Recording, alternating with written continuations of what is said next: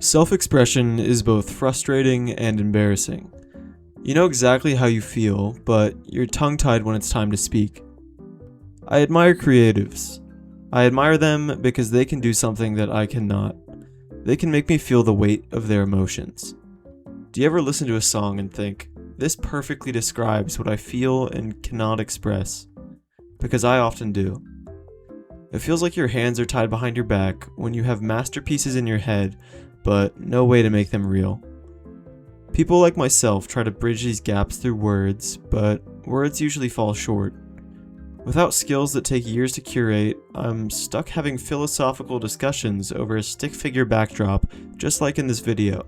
The sad truth is that many people give up on themselves before they've even had a chance because of embarrassment. Self-expression can be cringy if it's not backed by talent.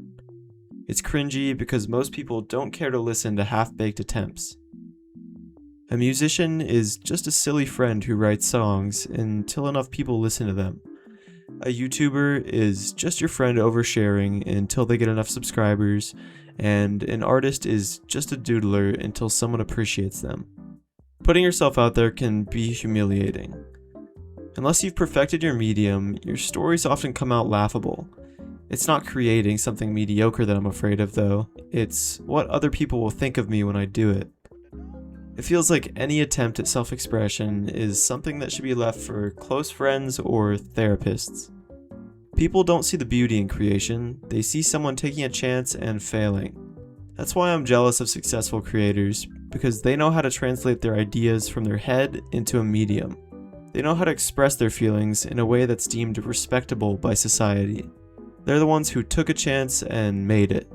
I know it might sound ironic hearing from someone who posts on YouTube that it's an embarrassing thing to do, but it is.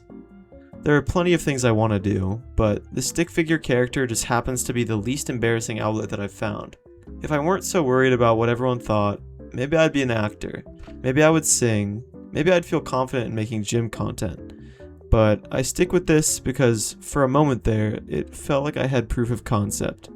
Now I know the cliche that hard work is noble and consistency is everything, but I want to challenge that. Because honestly, not everyone gets a slam dunk at the end of the tunnel. Sometimes, if you're working in the wrong ways, you just keep face planting. You don't get the montage, you just get the bruises. But I think the chances that you take are what actually make your pursuit noble.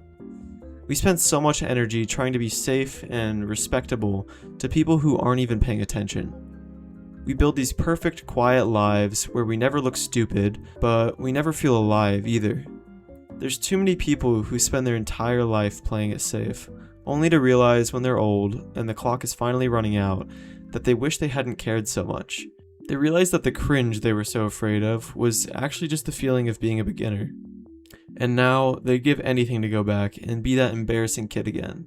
So I've decided that I'd much rather be embarrassed now than regretful later. I'd rather look back at a trail of messy, half-baked attempts and failed experiments than look back at a blank page. So yeah, this video is embarrassing. The stick figure is a shield, but it's a start. I'm done waiting for the perfect version of myself that doesn't exist. I'm gonna start taking more chances, even if it means face planting in front of everyone I know. Because at the end of the day, a bruise from a fall heals a lot faster than the weight of wondering what if.